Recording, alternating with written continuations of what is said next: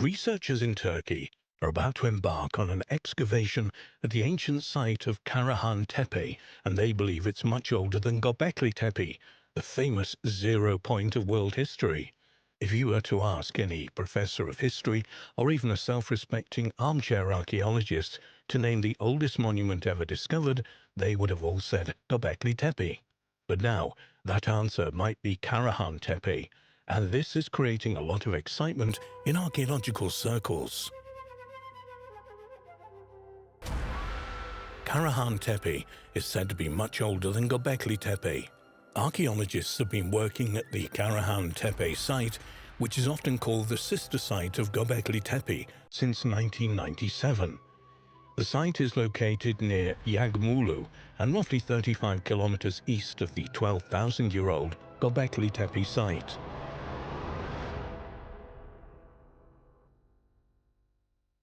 Over the years, archaeologists have made a series of amazing discoveries at the Karahan Tepe site. In particular, tons of buried T-shaped obelisks, similar to the ones carved with wild animals at Göbekli Tepe, have led researchers to conclude that Karahan Tepe is much older than its younger sister, Göbekli Tepe.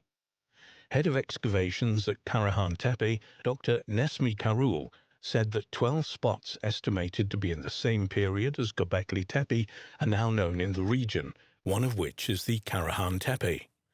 Speaking at the 10th International Resort Tourism Congress, Culture and Tourism Minister Mehmet Nuri Ersoy said that an intensive and rapid excavation program continues in Karahan Tepe, which to date has yielded 250 obelisks featuring animal figures.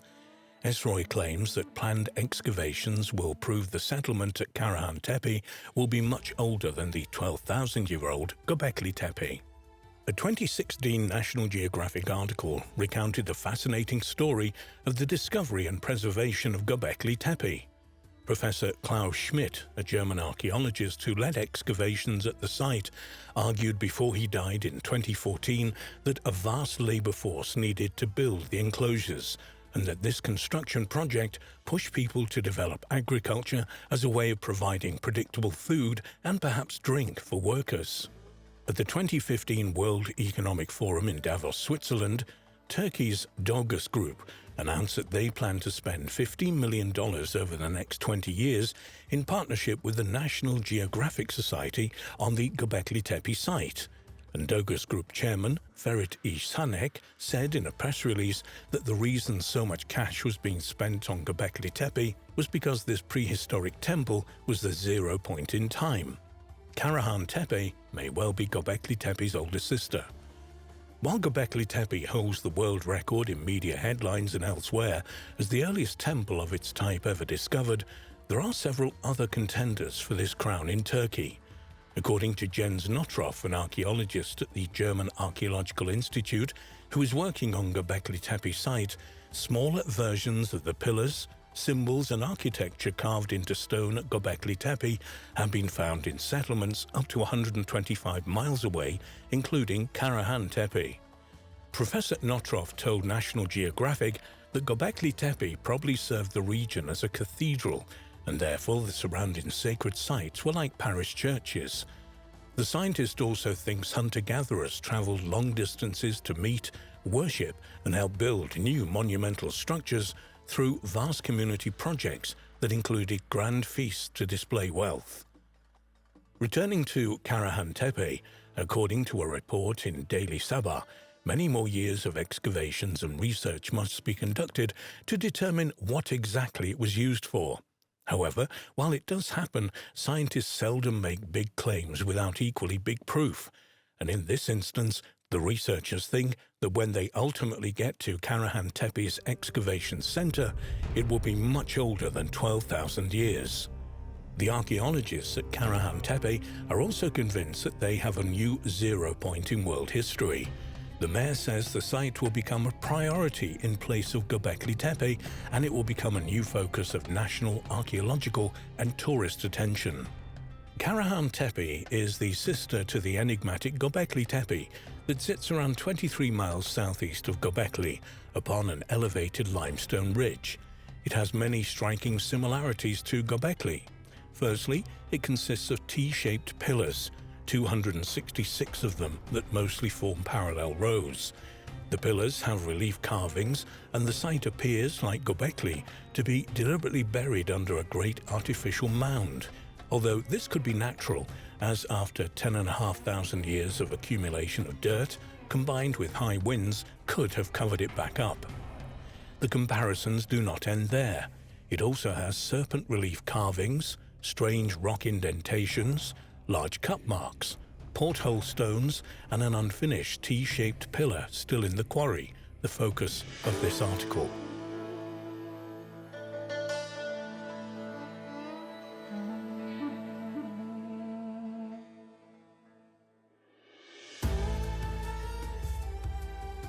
Karahan Tepe was first discovered in 1997 and was surveyed in 2000 and again in 2011. Like Göbekli Tepe, it's located within the boundaries of Sanliurfa, ancient Edessa, the birthplace of Abraham, around 30 miles from the city.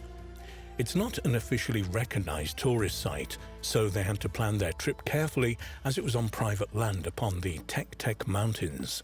Fortunately, a well-placed, probably modern standing stone marked the entrance to the track that led to the farm that is located behind. When Andrew Collins visited there in 2004, the person who showed him around was warned he would get a beating if they found anyone had visited there. 10 years later, and the owners welcomed the occasional visitor with tea and information. No beatings entailed, just sweet hot beverages and conversation after the morning visit. The dating of the site is impressive, as it's dated to 8,500 BC, contemporary with the now submerged Navali Quarry and the later stages of Göbekli Tepe. There are obvious similarities to these and other sites in the vicinity, but we've heard that there was a quarry on site where an unfinished T-shaped pillar still sits within the bedrock. Kevin Fish diligently searched for it with only one clue, that it was directly to the west of the main enclosure, as mentioned in the 2011 report. Kevin eventually converged at the impressive monolith. It lies on a rock face sloping 30 degrees towards the setting sun. At 18 feet long, it would have probably been the largest monolith at the site. The site is not excavated yet, so this can't be confirmed, and weighs in at around 30 to 40 tons. Its downward angle on the slope on natural exposed rock face may have been why this was a preferred spot to quarry from. As archaeologist Bahattin Selik explains, this is quite a practical technique, with roughly chiseling on the side of the rock to produce a T-shape, whilst carving the other side 40 centimeters wide and 1 meter deep. The solid pillar separated from the bedrock with this technique and can easily be removed from the quarry with the help of a slope. Andrew Collins decided to measure it and discovered it was indeed 18 feet, 5.5 meters in length, with a maximum width of 6.6 feet, 2 meters, across its T-shaped head. This is similar in size to the twin monoliths at the center of Göbekli's enclosure, C and D. The weathering was very bad, much like the exposed parts of the pillars on the main hill. However, what lies underneath could be as well preserved as Göbekli Tepe. Altogether, Karahan Tepe is a fascinating site that begs excavation, as the significance of the nearby Göbekli Tepe has now hit the headlines. After leaving the site, the visitor wondered if the location of the choice of rock was significant. Was the direction of the quarry from the main temple an indication of a tradition that existed as far back as 10,500 years ago? Andrew Collins discussed the possibility that, indeed, it could be the case, as bringing quarried stone from the west to the east may represent bringing it into the light, sunrise, from darkness, the sunset. However, the remaining 14-foot pillar still on the eastern slope had further avenues slightly further east of it, so again it showed a possible west to east movement. Alternatively, it could also represent an east to west direction from the smaller quarry to the main enclosure. After searching through some Masonic texts, a reference was found to a ceremony where the initiate had to move in that direction, east to west. Why this is, perhaps, could represent facing one's own death, as initiation rites such as these are often about facing deep-rooted fears. Whether this was on the minds of the builders of Karahan Tepe, we'll never know, unless, of course, the site gets excavated and evidence emerges. From now, we can only speculate. Another aspect that grabbed Andrew's attention was the fact that the parallel rows appeared to be serpent-like, weaving up or down the main hill or from the main enclosure. In his initial report, Andrews stated, "It's even possible that these zigzagging pairs of stones making up the stone avenues, located on the northern, eastern sides of the tepe, signify the path of snakes, which are seen to descend like living energy into the valley below." This idea is given credence through the fact that carving on the stones seems directed up the hill, as if the direction of movement is downwards through the various sets of gateways. After coming to this conclusion, Andrew dreamt of snakes, their tails tied together, each one trying to break free of its bondage, all of them writhing about in the process. With this dream came the impression that the snakes represented the containment, flow, and energy of the stones avenues at Karahan Tepe. An interesting concept if nothing else.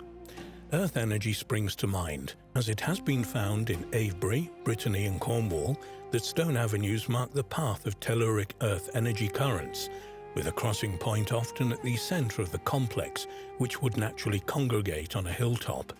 More research needs to be carried out to confirm this hypothesis, but with the serpent symbolism at such a remote site, it could even reveal the origins of geomancy and Earth energy science. When they go back in September, they will have some equipment to take readings and dowsing rods to find out if this is the case.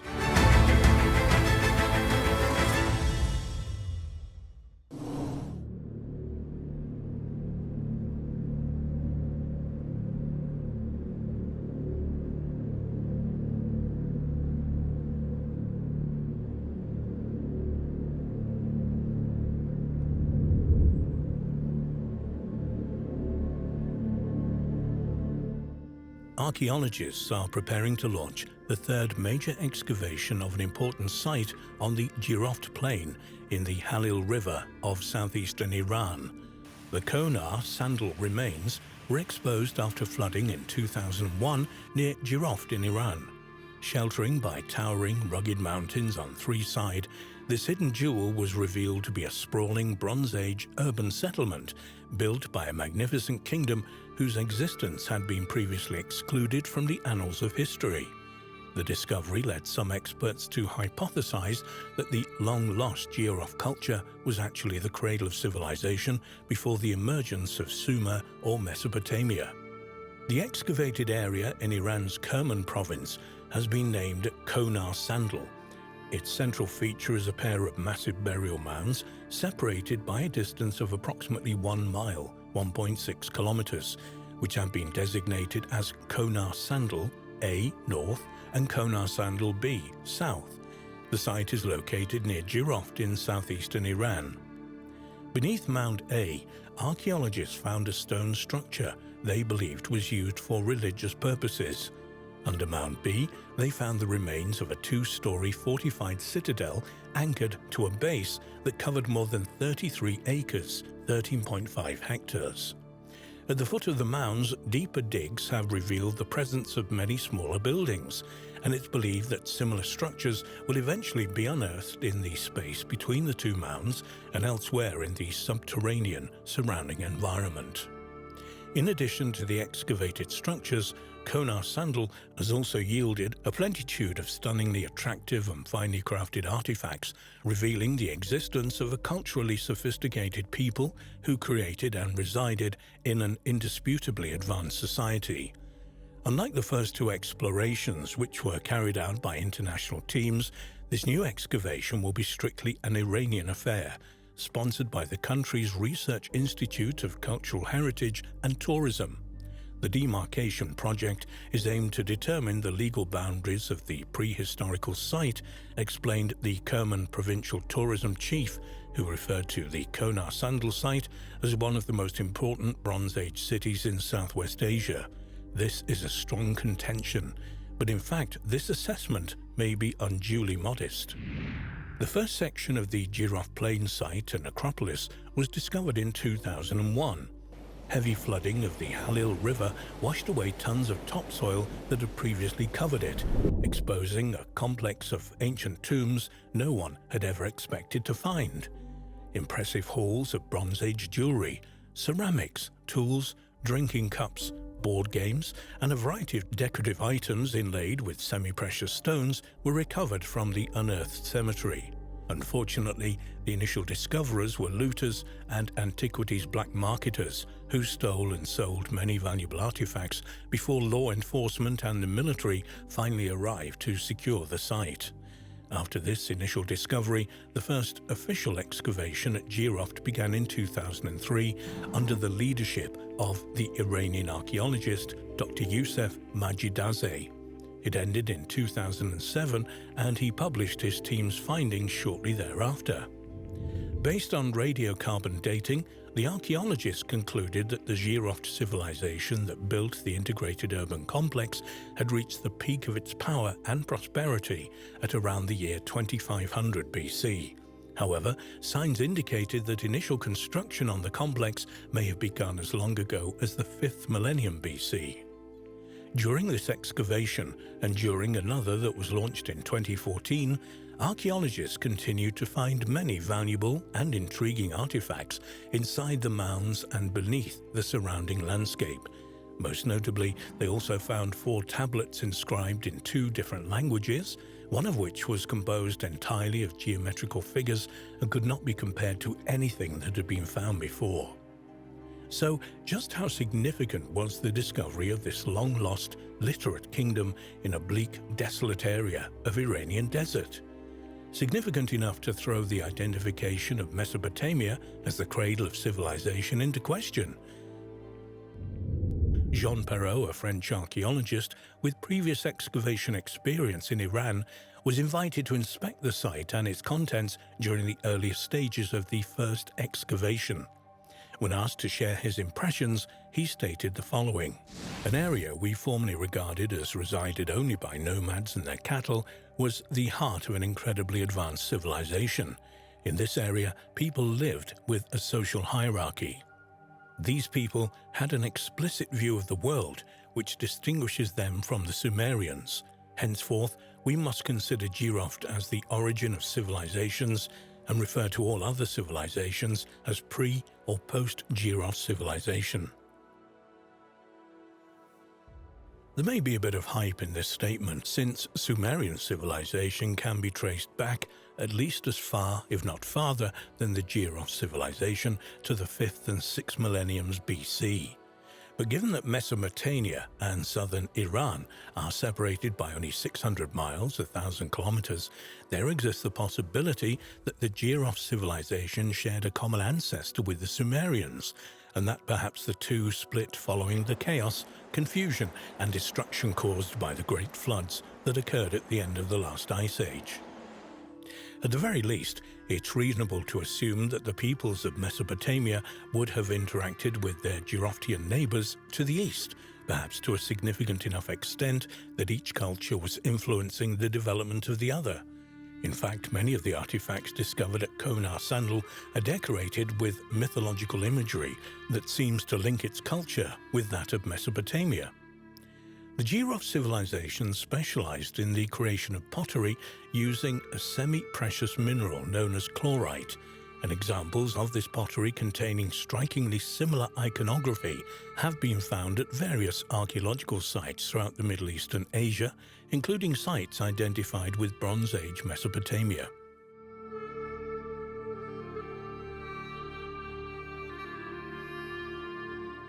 Different interpretations of the exact identity of the lost Jiroft civilizations have been offered. Dr. Majid Zida believes that he and his colleagues may have discovered the site of the legendary land of Aratta, a glorious Atlantis-like kingdom from the Bronze Age that mysteriously disappeared from the pages of history in the far distant past. However, knowledge of Aratta comes primarily from Sumerian poems, which has led some to question whether such a place ever existed at all. An alternative theory suggests that the newly discovered Iranian civilization may be the ancient kingdom of Mahashi, which was located in southern Iran and is known to have been involved in conflicts with the Mesopotamian kingdom of Akkad in the 3rd millennium BC. A final answer to the riddle of the giraffe civilization may never be found, but the fact that it existed at all is forcing archaeologists and historians to reassess everything they thought they knew about the primacy and importance of Mesopotamia to world history. Mesopotamia has not been diminished, but going forward it may have to share the title Cradle of Civilization with its cousin from the east.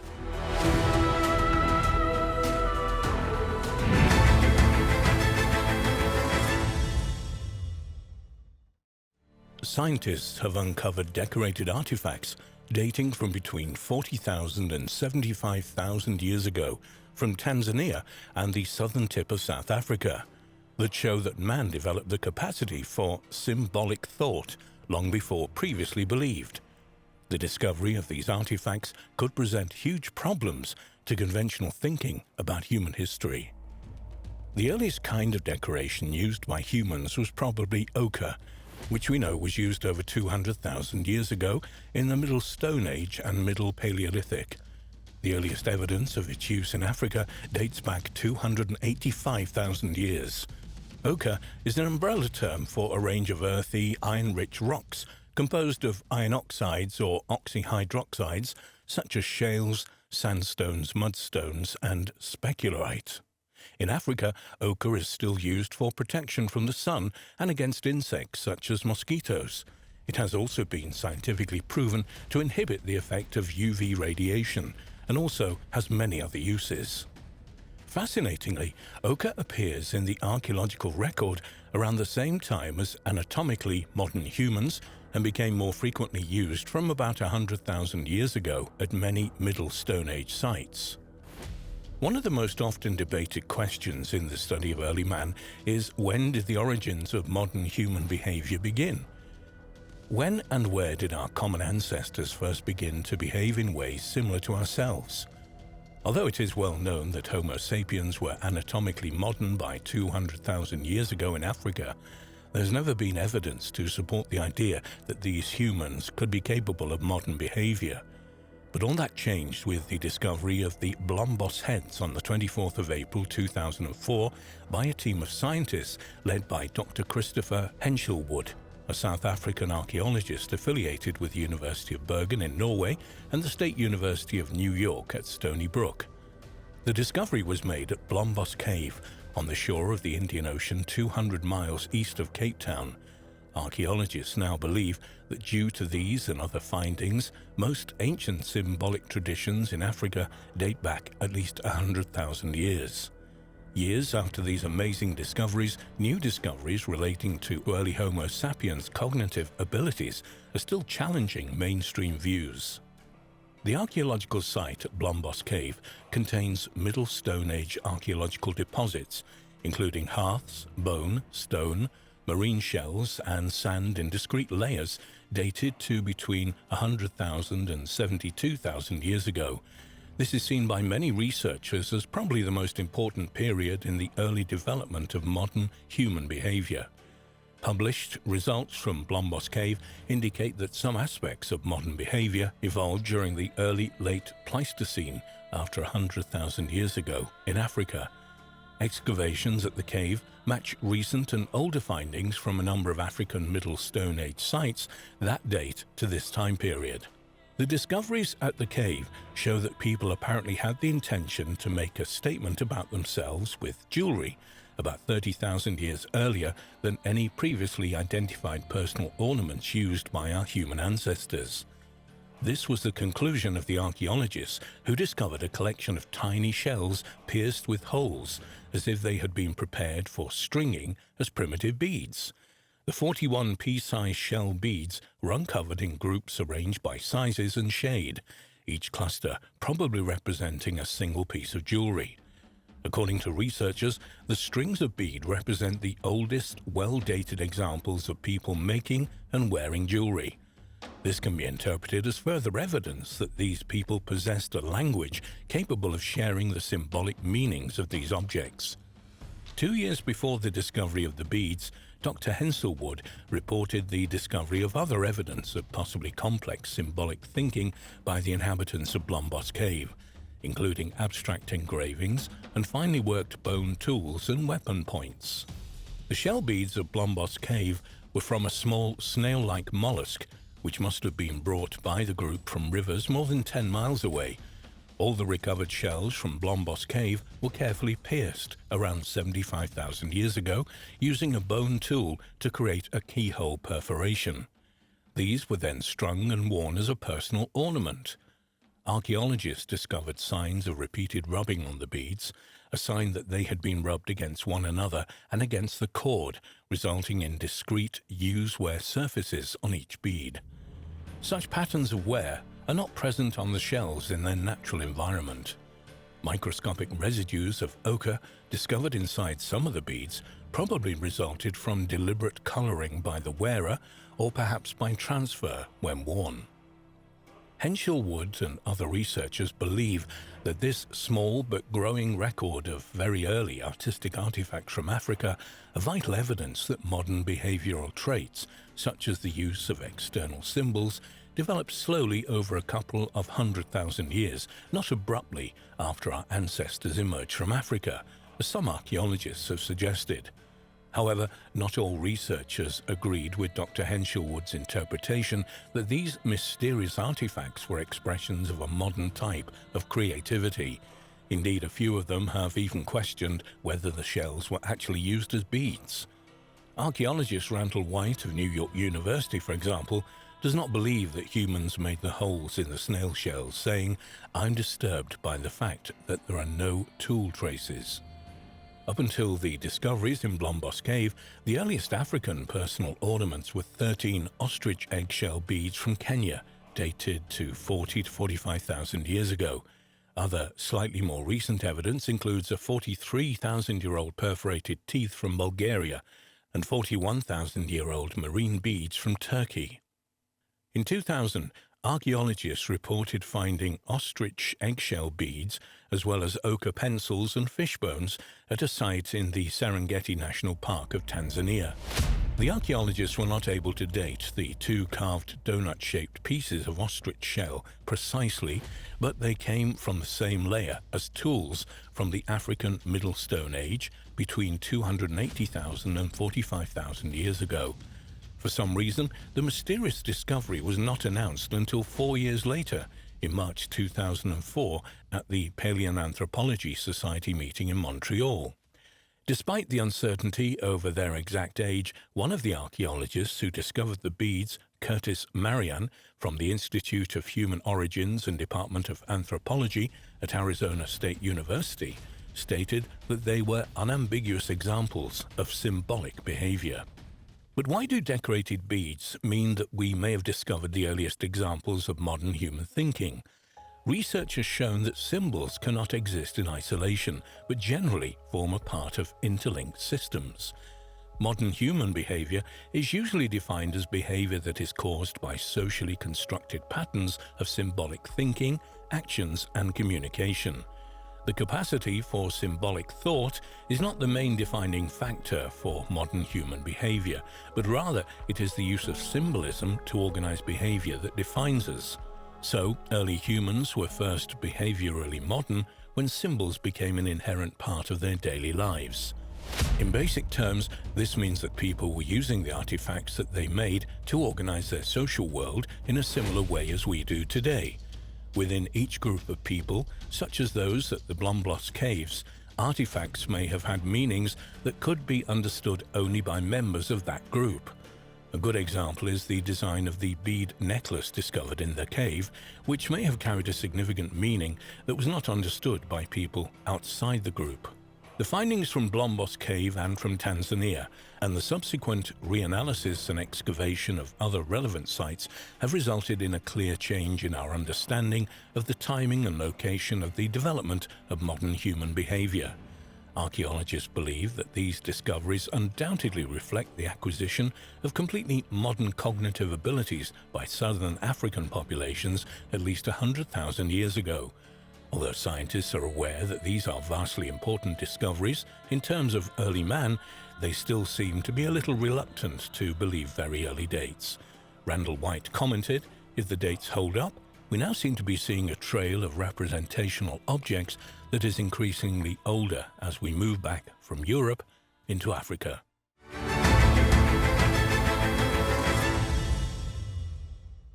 A mysterious small clay figurine of a human found in 1889 at Nampa, Idaho, has remained a controversial artifact since its discovery.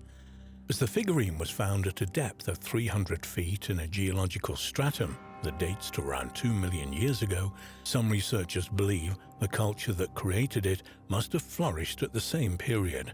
But according to conventional chronology, this is simply not possible.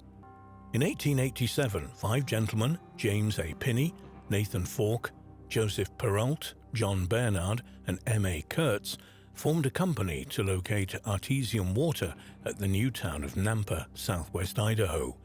By July of 1889, their sand pump had reached a depth of over 300 feet. According to Mr. Kurtz, he was at the sand pump checking the contents coming out when, in his own words, he had the clay image in his hand and supposed it was a twig. "I dipped it into a barrel of water standing near, washed it off and saw at once what it was. The tiny baked clay artifact was about 1.5 inches long in the shape of a human." American amateur geologist George Frederick Wright later wrote about the discovery in his book, The Origin and Antiquity of Man. The record of the well shows that they had penetrated first about 50 feet of soil, then about 15 feet of basalt, and afterwards passed through alternate beds of clay and quicksand, down to the depth of about 300 feet when the sand pump began to bring up numerous clay balls, some of them more than 2 inches in diameter, densely coated with iron oxide. 2 million years old. Wright went on to describe the mysterious figurine. It was a female figure and had the lifelike lineaments in the parts which were finished that would do credit to the classic centers of art. American archaeologists at the time noticed that the apparent similarities between the Nampa figurine and those of Upper Paleolithic Europe.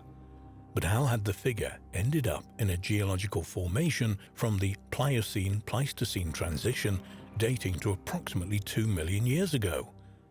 The oldest known example of a depiction of a human being is the Venus of Hohlfels from a cave in the Swabian Alps of Germany, which is dated to between 40,000 and 35,000 years ago. Does the incredibly ancient Nampa figurine challenge the evolutionary scenario, as some independent researchers have suggested? What mysterious culture existed in North America 2 million years ago who could have been sophisticated enough to craft such an object? Perhaps the figure shows that intelligent humans might have existed on Earth far earlier than originally believed by science. The Nampa figurine has been held up by some as a perfect example of an out-of-place artifact, objects found in contexts that are way out of sync with the accepted chronology of human history. For some researchers, such artifacts place a huge question mark against what we think we know of the world and its history. Some argue that these discoveries offer persuasive evidence that in remote antiquity, mankind was significantly more advanced than we could ever imagine. They insist that at various times in prehistory, we have reached a high level of civilization only for it to be subsequently destroyed without a trace by natural or man-made catastrophes. Two well-known examples of such out-of-place artifacts are the supposed fossilized human footprints discovered in the 1880s at the summit of Big Hill in the Cumberland Mountains in Jackson County, Kentucky, and an apparently man-made object enclosed in rock known as the Costco artifact, which to all intents and purposes resembles a modern spark plug.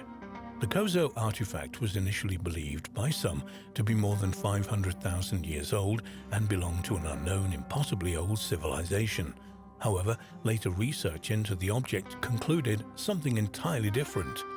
Two researchers believing the object to be relatively modern enlisted the help of the Spark Plug Collectors of America. They sent letters and copies of the X-rays of the artifact to 4 different spark plug collectors, who had no knowledge of the case and had never seen the pictures before. The collectors independently came to the same conclusion. They were certain that it was a 1920s-era Champion spark plug, one that probably powered a Ford Model T, and had been modified possibly to serve the mining operations in the Coso mountain range. The amount of decay in the artifact was an almost perfect match for the rates of decay that would occur in a spark plug from this era. So the Coso artifact had been lying on a mountain for no more than 40 years and had not been encased in rock at all, but in a material composed mainly of hardened clay with a mixture of organic matter. Understandably, members of the scientific community do not support the extreme date for the Nampa figurine. For example, Michael Brass, in his 2002 book, The Antiquity of Man, Artifactual, Fossil and Gene Records Explored, notes that such a small fragile clay figurine would have undoubtedly been destroyed by the drilling equipment upon retrieval as it was brought up to the surface. Other researchers have pointed out that there are a number of ways by which the figurine could have worked its way into the Pliocene-Pleistocene clay, through fissures, through mining activity, or even by being pushed there by the drill. The presence of the clay balls found at the same general depth, close to the solid bedrock. This might suggest that a variety of materials had descended fairly rapidly through the deposit by a mechanism currently unknown. The reliability of the work of George Frederick Wright, which is so critical for those who believe that the figurine is really 2 million years old, has also been called into question and revealed to be highly suspect. Wright's contemporaries were highly critical of his writing and did not take his work seriously as science. D.J. Brinton wrote a book review of Wright's Man and the Glacial Period in the journal Science in 1892. In this review, he states, Dr. Wright's last example is the feeblest of all the Nampa image, a beautifully formed clay image of a female said to have been brought up from a depth of 300 feet in the holing of an artesian well at Nampo, Idaho. It is sad to destroy illusions, but when this same image with its story was laid before a well-known government geologist, and he at once recognized it's a clay toy manufactured by the neighboring Pocatello Indians, the person displaying it replied with engaging frankness, "Well, now, don't give me away." As if that were not enough, the well-known government geologist was in fact J.W. Powell, who wrote in Popular Science Monthly in 1893, "In the fall of 1889, the writer visited Boise City in Idaho. While stopping at a hotel, some gentleman called on him to show him a figurine which they said had been found in sinking an artesian well in the neighborhood at a depth of more than 300 feet. It was claimed that this figurine had been brought up from the bottom of an artesian well while the men were working. When this story was told, the writer, Powell, he simply jested with those who claimed to have found it. He had known the Indians that live in the neighborhood had seen their children play with such figurines, and had no doubt that the little image had lately belonged to some Indian children, and said the same. While stopping at the hotel, different persons spoke about it, and it was always passed off as a jest, and various comments were made about it by various people, some of them claiming it had given them much sport. When Powell later read George Frederick Wright's book, he was extremely surprised to discover that Wright had obtained the Nampa figurine and that he had actually published it as evidence of the great antiquity of man in the valley of Snake River.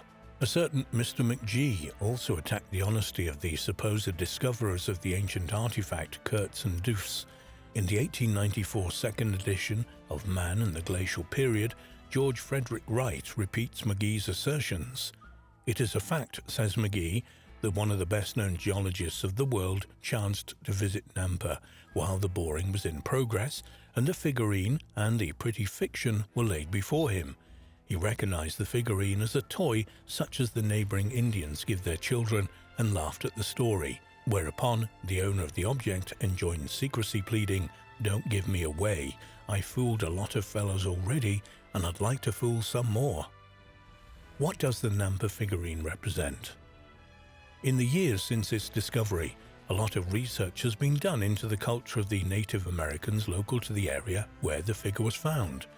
These studies have found, as J.W. Powell stated 120 years ago, that small, Fragile clay figurines like the ones discovered were common to these Native American tribes in the late 19th and early 20th centuries.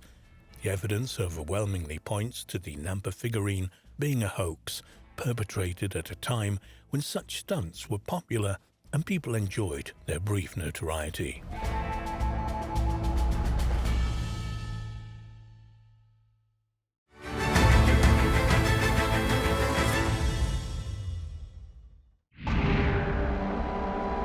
A drawing recently discovered on the wall of a cave in the west of France appears to be the oldest known portrait of a human face.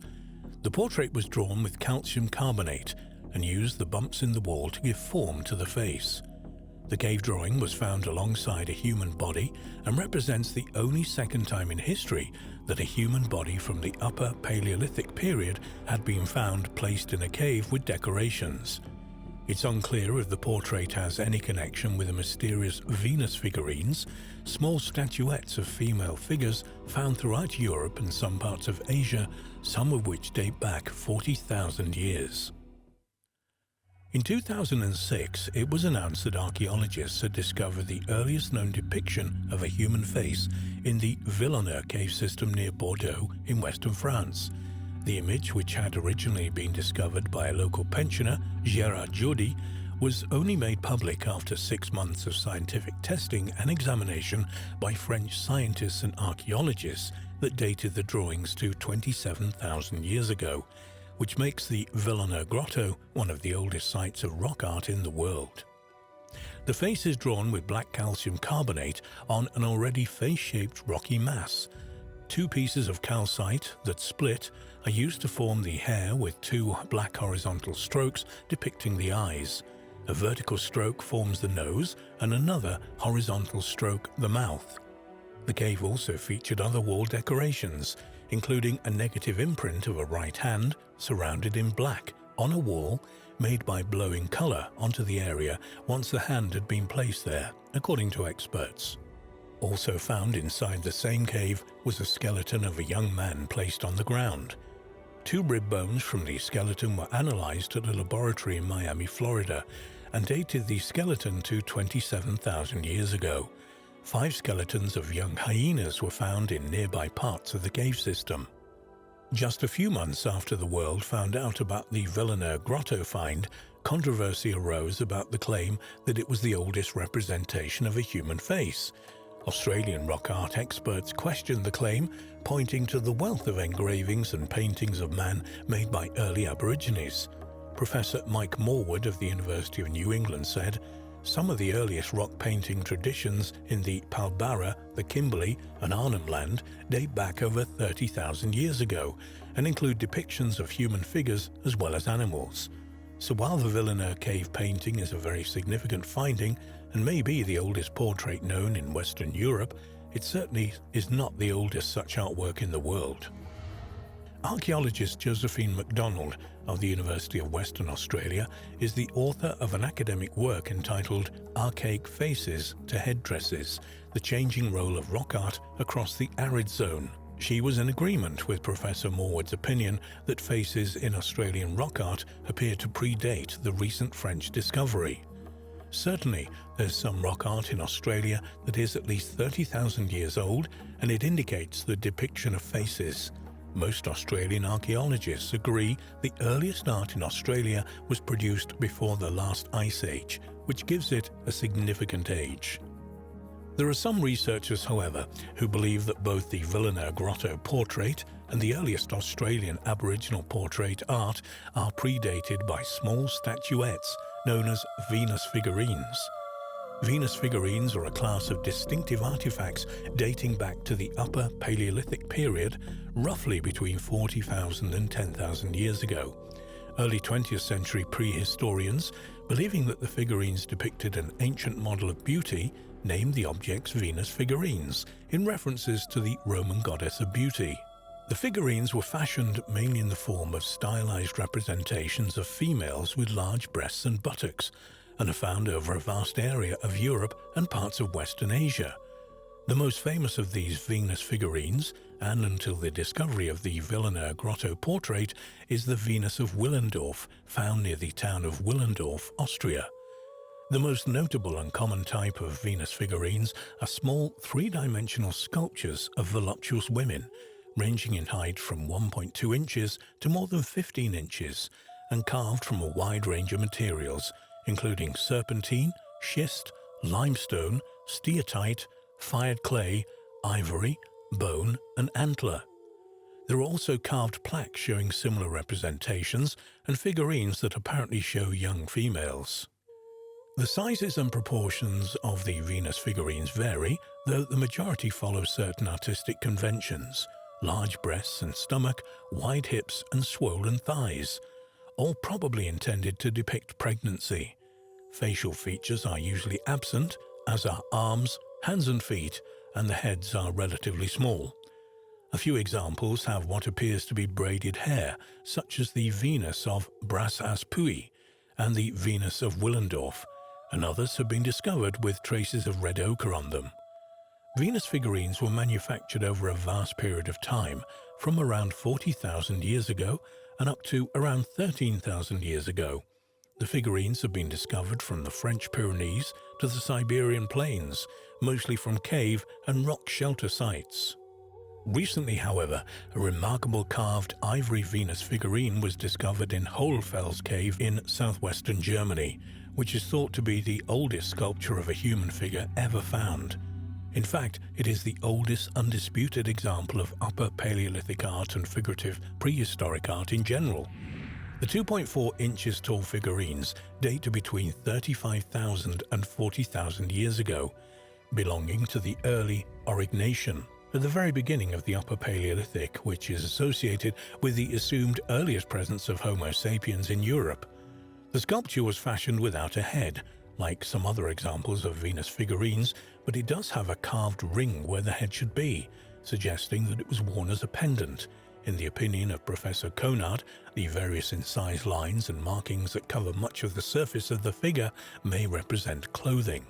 Excavations at the site by Nicholas J. Conard from a university in Germany also discovered other figurines, including a horse's head, a water bird, and a half-human, half-lion figurine, all dated to about 30,000 to 33,000 years ago.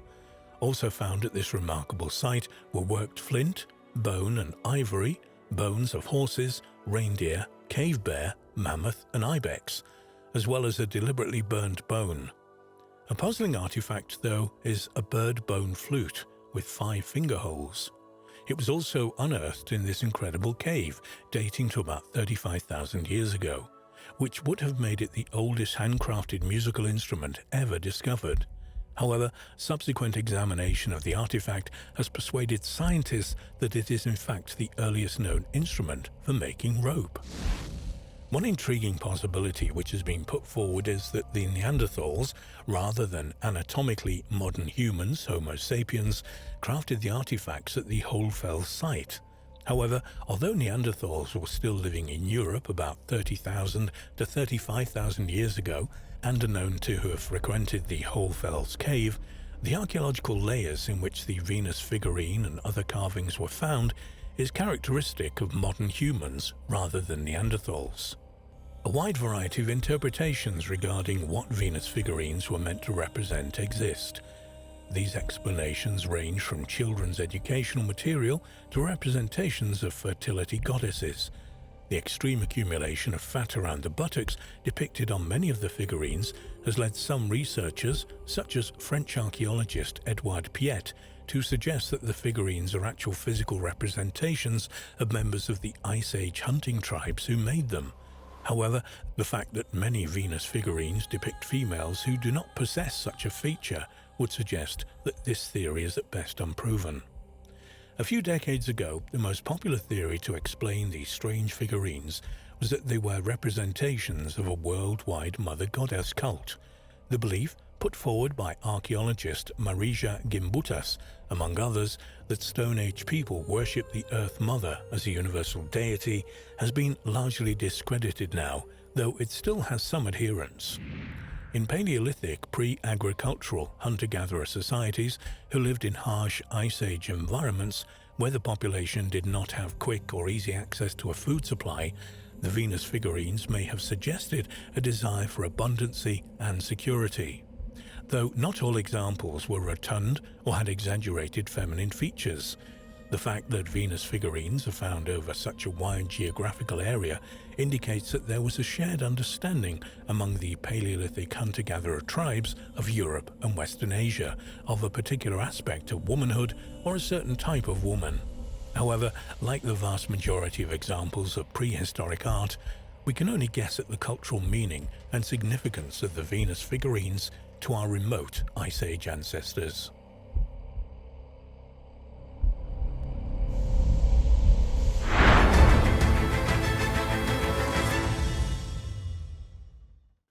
The remains of an ancient domesticated dog that spent its life with humans has been unearthed in an Italian cave.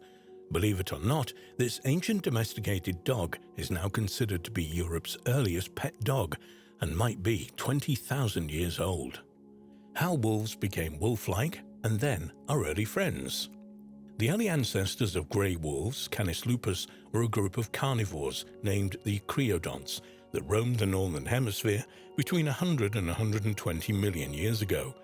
About 55 million years ago, this ancient species gave rise to the carnassials, a group of wolf-like animals that had specialized jaws and razor-sharp teeth for tearing and eating meat.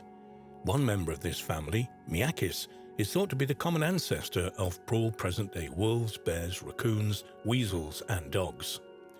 Researchers hope this incredible discovery in Italy will provide new information on how and when dogs diverged from wolves and became domesticated human pets. Dr. Francesco Boschkin heads the team of archaeologists from the University of Siena in Italy that published the study on the Italian canid and wolf remains found in the caves. According to an article in Scientific Reports, he stated it might be the oldest ever remains of a domesticated pet dog found in Europe. The animal remains were expected to be somewhere between 14 and 20,000 years old. This was a time when humans and canines first began a mutually beneficial relationship that eventually made our dogs our best friends. Solving the hows and whys of early canine domestication. For millions of years, humans and wild wolves shared the same hunting landscapes. While it's unknown exactly when domesticated dogs, Canis familiaris, evolved from the great wolves, we do have some important scientific clues. A 2009 study published in the Molecular Biology and Evolution journal cites an analysis of ancient dog mitochondrial DNA that suggests they evolved alongside wolves over 100,000 years ago. Thus, many experts believe canines began scavenging due to a lack of food and that humans slowly developed a bond with these animals that also acted as an early warning if larger creatures approached a campsite or entered a cave. Some scientists believe wolves and early humans hunted together, and this is how the relationship was formed. The latest study by Dr. Boschin and his team focused on bone fragments from ancient canines and wolves found at two Paleolithic caves in southern Italy, the Paglici Cave and the Romanelli Cave. These ancient animals, according to the research, are the first dogs to live alongside humans as a pet. Furthermore, according to an article in the Daily Mail, the ancient canine-human connection offers a definitive answer to the long-standing question of how and when dogs first became pets. Anyone who has a dog or has experienced losing one knows the depth of uniqueness of that special bond. But why and when in the history of our planet did this love affair between humans and dogs begin?